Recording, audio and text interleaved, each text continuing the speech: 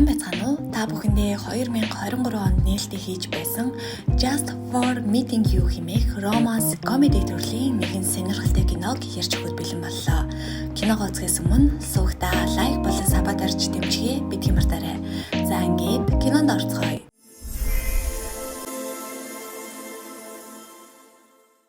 Кино нэгэн сургууль дотор эхэлдэг бөгөөд манай гол дүрийн залуу болох Янг сансрын сэдвтэй комик номондоо бүр орцон уншиж байдаг. Гэтэл гинэт багш нь түүнийг зэмлэн комикийг нь булааж аваад хогийн сав руу шидчихэн тэр. Үүний дараа багш шин шилжин ирсэн сурагч Няныг ангийнханд танилцуулж түүнийг Янгийн хажууд суухыг хүсдэг.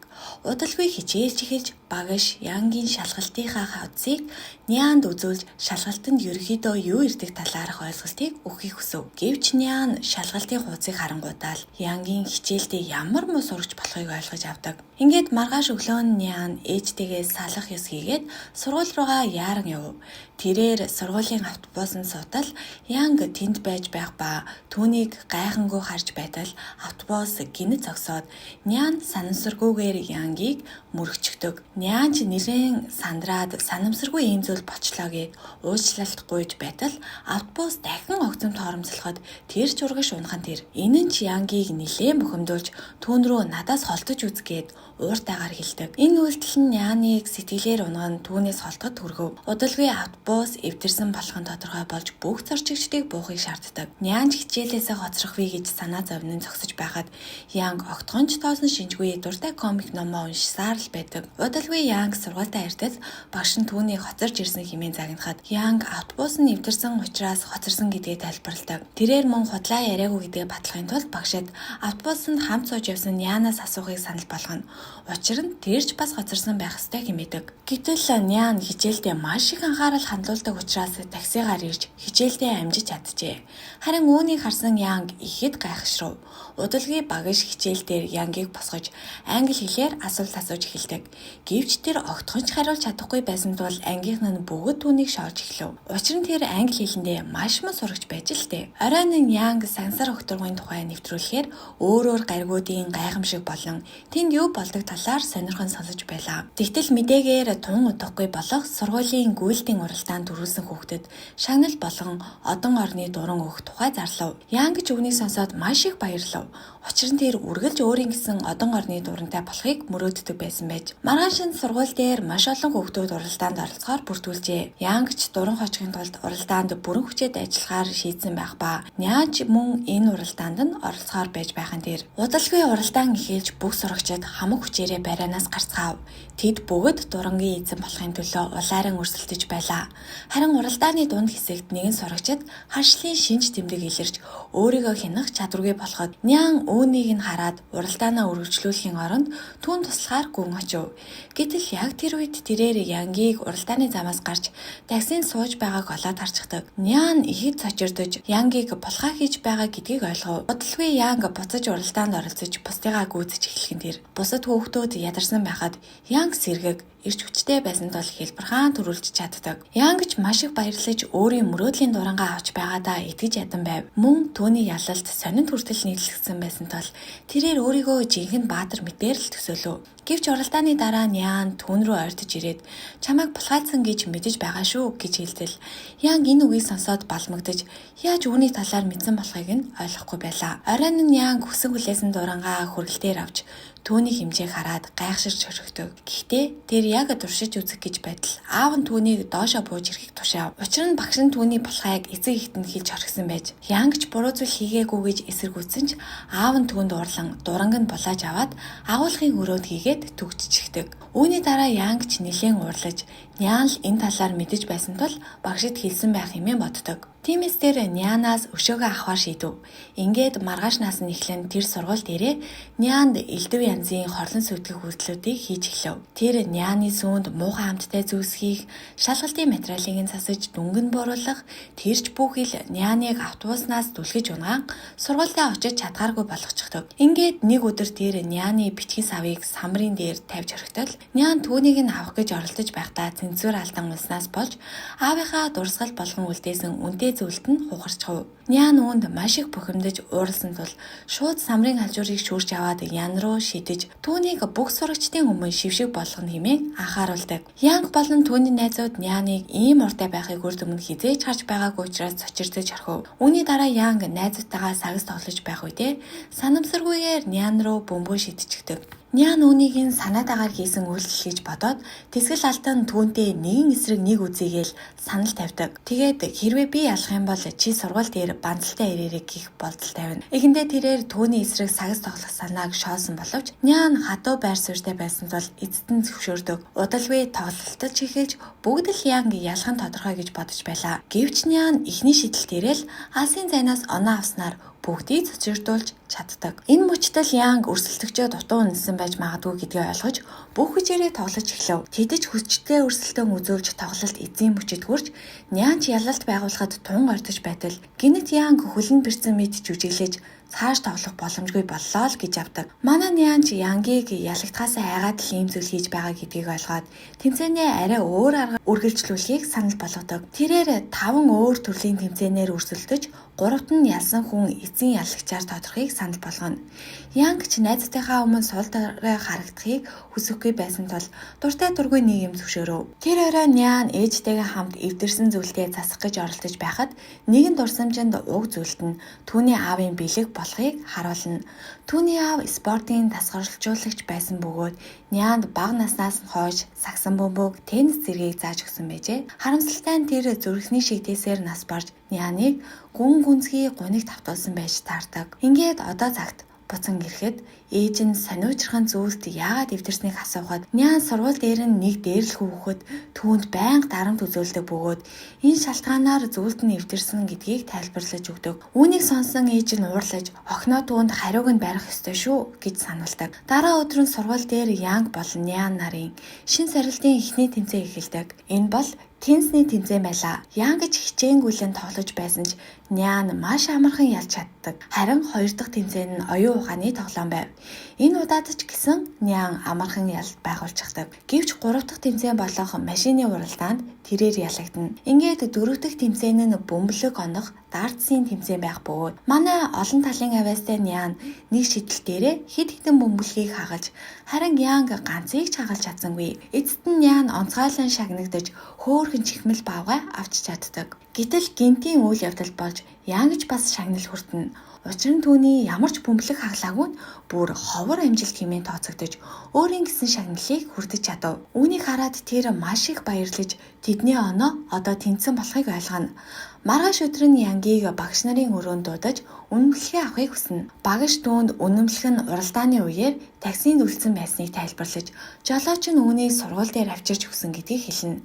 Ингэж л багш уралдааны үеэр Янг булгаа хийсэн болохыг мэдсэн байв. Үүнийг сонсоод тэр Няныг эхнээсээ ямар ч буруугүй байсныг ухаарч өөрийнхөө үйлдэлд гимшиж эхэлдэг. Тэгээд тэр дороо Нянтай уулзаж түүнээс уучлалт гуйхаар шийдэв. Түүнтэй уулзахдаа Янг өөрөө үнэхээр уралдаанд булгаа хийсэн гэдгийг хүлээн зөвшөөрч яагаад ингэх болсон шалтгаанаа тайлбарладаг. Тэрээр сансар огторгүй гайраг ирэхэс маш их дуртай бөгөөд тэмцээнд төрүүлж дуран авахын үнэхээр хүссэн гэдгийг хэлдэг. Нянч түүний хүсэл тэмүүллийг ойлгож түүнийг уучлахаар шийдэв. Гэхдээ өөрийнхөө хийсэн зүйлстэй нөхөн төлөөс түлхэх хэрэгтэй хэмээн хэлж тэмцээний эхэнд тохиролцсон шийтгэлийг биелүүлэхийг шаарддаг. Янг чихэндээ дургүй байсан ч эцэст нь түүнийг нь хүлээн зөвшөөрөв. Маргааш нь Янг сургуульдаа юв бухимсаж ирээд бүх хүний өмнө охин шиг үйлдэл хийж эхлэв. Сурагчид бүгд түүнийг үйл хөдлөлт гайхаж шоолж инээлтэн. Харин Нян түүний энэ зан чанарт сэтгэлэн татагдаж түүнд баг багаар дуртай болж буйн илэрхий байлаа. Хэсэг хугацааны дараа ангид багш ирж Нян шалгалтанд хамгийн өндөр оноо авсныг зарлана. Энэ нь бүх сурагчдыг цочролд оруулдаг. Учир нь тэр хичээлийн хагасдал сууж өнгөрүүлсэн шүү дээ. Үүнийг сонсоод Янг өөрийн дүнгээ сайжруулахын тулд Нянаас өөрт нь хичээл зааж өгөхийг гуйдаг. Анхандаа Нян татгалзаж өөрийнхөө хичээлээс болоод заавгүй гэж хэлдэгч Янг дахин гуйсаар байгаад эцэст нь нэг юм зөвшөөрүүлж чаддаг. Ингээд маргааш наасан тэд хичээлээ хамт хийж эхэлдэг. Гэтэл Нян маш гадуу багш байж таархан тэр Янгаас олон асуулт асууж маш их шахдаг байлаа. Үүнээс нь болж гэртээ харьсан хойно хүртэл Янг гайхалтай өөрчлөгдөж бүх зүйлээ англиар тэмдэглэж аяг тавган дээрээ хүртэл наалтдаг цааснаач эхлэв. Үүнийг хараад түүний эцэг ихэнч мөн Янгаар бахархаж байлаа. Нэг өдөр Янг анги дээрээ унтаж байхад Нян түүнийг ширтэж байтал Янг гинэт сэрмэгц тэр хурдхан буруу харан санаа зовсон мэт дүр үзүүлнэ. Энэ үед л Нян түүнд гүн гүнзгий дурласан тодорхой болдог. Хэд хоногийн дараа багш Янг англи хэлний шалгалтанд 98 оноо авсныг зарлахад бүгд үүнд гайхаж хоцордог. Харин Нян Янгаас бага оноо авсан ч маш их баяртай байлаа. Шалгалтууд ойрцоор л сурагчид орой болтол нэмэлт хичээл сууж эхэлсэн байдаг. Нэг орой Янг Нянаас гадаа гарахыг хүсэн түүнийг сургуулийн дээвэр дээр давуулан гарч шагналд авсан дурангаараа сарыг харуулдаг. Нян сарыг хараад үгээр илэрхийлэхийн аргагүй алмаарч байхад Янг түүн рүү ширцээр байх бөгөөд энэ мөчтөлд мөн түүнд дурлаж ихснээ ухаарна. Нэг өдөр тэр Нянаас хамтдаа нэг их сургуульд орох зорилго тавьж болох уу гэж асуудал. Нян үүнийг зөвшөөрөх боловч маш өндөр оноо хэрэгтэйг сануулдаг. Гэтэл Янг ч түүнтэй хамт байхыг хүсэж байгаа учраас 2 дахин илүү хичээхээ амлав. Үүнээс хойш тэд өдөр шөнөгүй хамтдаа хичээл хийдэг боллоо. Гэтэл нэг удаа өөр нэг сурагч Нянаас хичээлийн талаар асуухад Янг түүнийг хардаад нөгөөхийнх нь хөөгөө явуулчихдаг. Тэгээд дэлгүүрт Няныг зориудаар үл тоосон ч Нян түүнийг инээлгэн хөвгчлөлтэй өрлөлүүд хийж тайвшруулдаг. Тэд эцэст нь хоёулангийнх нь дуртай зүйл болох сансар судлалын үзэсгэлэн үзэхээр шийддэг. Үзэгдэл солигдож тэд үзэсгэлэн рүү явж буйгаар үйл явдал үргэлжилдэг. Үзэсгэлэнд очоод тэд бүх зүйлд анхааралтай төвлөрж Янг сансар дуртай болсон түүхээ хуваалцсан. Тэрээр сансрын нисгэж болох мөрөөдөлтэй гэдгийг хэлэхэд үүнийг сонсоод Няны сэтгэл хөдлөж өөрийнхөө амьдралын тухайгаа ч нээлттэй ярьж эхэлдэг. Тэрээр багаасаа ойр дотны найз нөхөдтэй болж чаддаггүй байсан тухайгаа аав нь нас барснаас хойш ээж нь байнга ажиллаа сольж сургууль солисоор ирсэн тухайгаа ярьж мөн энэ сургууль түүний хамгийн дурсамжтай үе болж байгааг хэлнэ. Няны үгийг сонсоод Янгийн сэтгэл хөдлөж түүн рүү халуун дулаанаар инээмсэглэдэг. Тэд дараа нь сансрын үеийн симуляторт суугаад сансарт нисэж буй мэт мэдрэмжийг мэдэрдэг. Янг үүнийг жинхнээсээ сансарт нисэж буй мэтээр төсөөлөн тогтолж харин Нян түүнийг чимээгүйхэн ширтэн суудаг. Ингээд хэдэн сарын дараа сургуулийн сүүлийн өдөр ирнэ. Янг ичээд сандарсан байдалтайгаар Нянд хандаж түүнд мэдчилгээний карт өгдөг. Нян картыг онгойлоход ердөөл амжилт хүсье гэсэн үгс бас өөрийнх нь инээдтэй зураг байж идэг. Гэсэн ч Янг баг зэрэг гунигтайгаар түүнд гэртээ очоод илүү анхааралтай уншихыг зөвлөдөг. Ингээд бүгд л өөрсдийн чадлын хэрээр хичээнгүйлэн шалгалтаа өгөв. Хэд хоногийн дараа дүнг зарлахад Янг гайхалтай амжилт гаргаж 650-аас 646 оноо авч ангийнхаа тэргүүн байрыг эзэлдэг. Гэсэн ч Янг баярлаж чадахгүй байлаа. Учир нь Нян түүний мессеж дуудлаганд огт хариу өгөхгүй байв. Санаа зовсон Янг шууд гэрт нь очиж уулзахаар шийддэг. Нян 607 оноо авсан бөгөөд энэ нь сайн оноо боловч хүссэн их сургуультаа элсгэд хангалтгүй байсныг ээж нь хэлнэ. Иймээс Нян өглөөнөөс хойш өрөөгөө төгчин хинтээж уулзахгүй байгааг ээж нь Янгтай хуваалцав. Янг түүний хаалганы өмнө очиж гарч ирэхийг гуйдагч Нян түүнтэй ярихыг хүссэнгүй. Гэсэн ч Янг бууж өгөлгүй маргааш нь дахин ирэхэд энэ удаад Нян хаалгаа онгойлгох боловч бид одоо өөр өөрийн замаар явах ёстой гэж хүйтэн мөнгөөр хэлдэг. Янг түүнгүүгээр хүссэн их сургуультай явахыг хүсэхгүй байгаагаа хэлэхэд Нян уурлаж чи ирээдүгээ өөрийнхөө хүсэл сонирхлоор бүс үүдэг хэмээн зэмлээд авдаг. Янг ч бууж өгөхгүй байхад Нян түүнийг түлхэж холдуулахыг хүсэж байлаа. Эцэст нь тэр бидний нөхөрлөл энэ хүрээ дууссан гэхэд Янг түүнийг үнэхээр ингэж бодож байгаа эсхийг лавлаж хэрвээ чи надад санаа тавиагүй юм бол яагаад надад хичээл заасан юм бэ гэж асуудал Нян зүгээр л чамайг өрөвцөндөө гэж хэлээд хаалгаа тасхийд л хажив. Няны хэлсэн үгнээс сэтгэлдээ гүн шарах авсан Янг эцэст нь бууж өгөн явахаар шийддэг.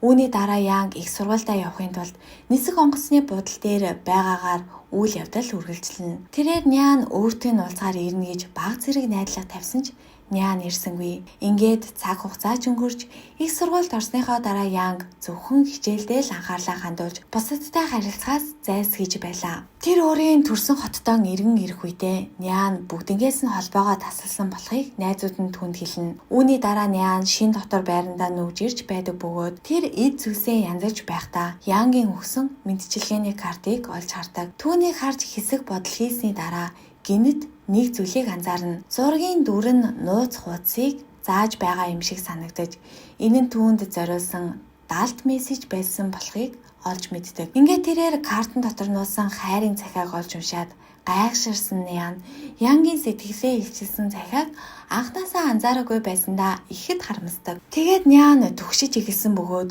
өөрийнхөө үйлдэлийг эргэн харах болов. Тэр эцэст нь Янг руу зурвас илгээж 3 өдрийн дараа уулзах хүсэлт тавив. Харин энэ үед Янг багийнхантайгаа чухал ажил дээрээ төвлөрч байсан бөгөөд Нянаас ирсэн зурвасыг хараад балмагцсан хэдий ч тэр дээрээ уулзахыг зөвшөөрч бям гарагт уулзахаар товлоно. Санамсаргүй тохиолдлоор тэр өдөр сансрын хөлөг хөөргөх ёслол болох бөгөөд энэ нь тэдний үргэлж хамтдаа үзхийг хүсдэг байсан үйл явдал байлаа. Амралтын өдөр Янг төрлөх хоттон ирж хайртай хүнээ эрхийг хүлээж байв. Тэр Нянтай юу ярилцгаа бодон сандарч эхэлдэгч тэд уулзах мөчөд Янг урдын адил энгийнээр мэдлцгээдэг. Мөн тэд хоёул адилхан сансрын хөлийн дүрстэй хувцас өмссөн байгаагаа анзаарав. Тэгээд Янг Нянаас уулзах болсон шалтгааныг нь асуухад Нян сүүлчийн удаа уулзсан дээр түүнийг гомдоосондоо уучлах хүснээ хэлэхэд Янг ч өөдөөс нь инээмсэглэн түүнд огтхонч гомдоогүй гэж хариулдаг. Дараа нь тэр хоёрын хамгийн дуртай аялгау ихшиглэж энэ нь тэдний сансар судлалын үзэсгэлэн